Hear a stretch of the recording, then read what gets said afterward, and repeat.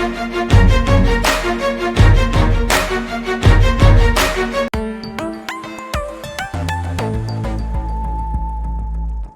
शुभ नाम बताइए, अपना पद बताइए, उसके बारे में लोकसभा चुनाव की आपकी जो चुनावी तैयारियां चल रही है उसके बारे में थोड़ा सा बताएं। मेरा नाम डॉक्टर राज मेहरा, मैं गंगानगर से लोकसभा प्रभारी हूँ।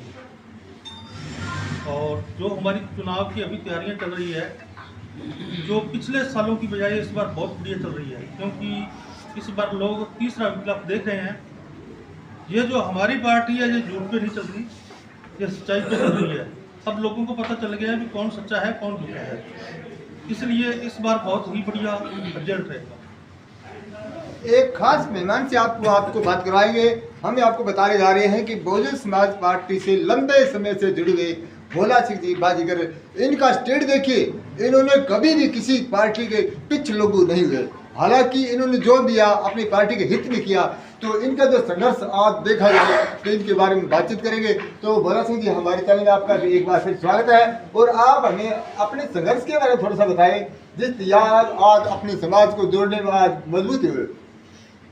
सबसे पहले मैं आपका बहुत बहुत धन्यवाद करता हूं, और साथ ही मैं सभी को और आपको भी बाबा साहब डॉक्टर भीमराव अम्बेडकर जी के जन्मदिन के मौके पर मैं बहुत बहुत आपको बधाई देता हूं कि आज हमने ऐसे महापुरुष को याद किया है जिसने हमें लोगों को बोलने का, वोट का अधिकार, राज को बदलने का अधिकार बाबा साहब ने दिया है।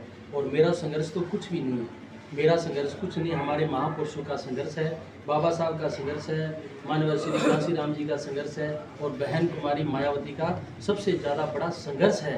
जो एक महिला होकर हमारे जो गरीब समाज के लोग हैं, चाहे वो किसी जाति से संबंध रखते हैं, SC ST OBC, मुसलमानों के लिए, जो भी गरीब जाति में हैं, उनसे उनके लिए आज अगर लड़ाई लड़ रही है तो मात्र एक देश के अंदर बहन कुमारी मायावती ये लड़ाई लड़ रही है। उसका साथ देने के लिए हम लोगों ने थोड़ा बहुत प्रयास किया है। हम चाहते हैं कि जो हमारा समाज है, जैसे बाबा साहब ने राज बदलने के लिए हमें वोट का अधिकार दिया, बाबा साहब ने कहा आप अच्छा राजा चुनो जो आपको विकास को, देश को विकास की ओर ले जाए और हमारी तरक्की हो, समाज की तरक्की हो। लेकिन हमें वोट का सही इस्तेमाल हमारे समाज के लोग नहीं कर पा रहे हैं। वो क्यों नहीं कर पा रहे हैं? हो सकता है हमारे प्रचार में कमी हो, या फिर उनको, या जो बड़े धन्नासेठ चुनाव लड़ते हैं हमारे गरीब समाज के लोगों को, वो लालच देकर उनको गुमराह करके वोट लेने का काम करते हैं। वरना पब्लिक ये चाहती है कि जैसे आपने अभी देखा होगा, पीछे पूरे देश के अंदर सभी पार्टियों ने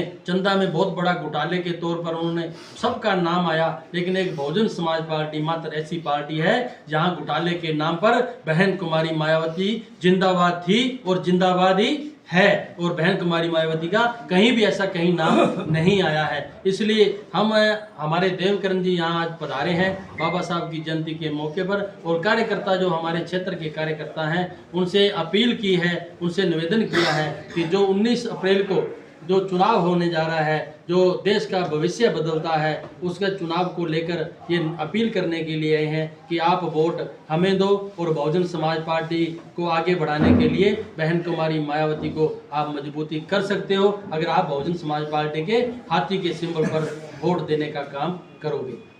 आगे एक मेहमान हमारे साथ और जुड़े हैं, उनसे जानने का प्रयास करेंगे कि जो भोला सिंह जी ने, अगर देखा जाए इनका तो 10 वर्ष से पिछले वाला कैरियर है, तो उस समय बहुजन समाज पार्टी के कुछ चंद लोग ही जुड़े थे, और उनके बाद इनकी मेहनत आज वो रंग ला रही है। आपके साथ देख रही है जगह जगह बाबा भीमराव अम्बेडकर की जन्म प्रतिमा सम्मानित की जा रही है, मालाएं अर्पण की जा रही है। लेकिन इसका असली स्वरूप मैं तो ये मानता हूँ, मेरे जानकारी जहाँ तक आ रहा है, जहाँ तक मैंने सुना है, यही आ रहा है कि जो सगरा विधानसभा क्षेत्र के अंदर जितनी, और मानगढ़ डिस्ट्रिक्ट के अंदर जितनी मजबूत अपनी पार्टी के लिए सिर्फ भोला सिंह जी बनाई थी, उनसे ज़्यादा मेरे हिसाब तो नहीं लग रही है। लेकिन इस बार सर जी आपका क्या कहना है?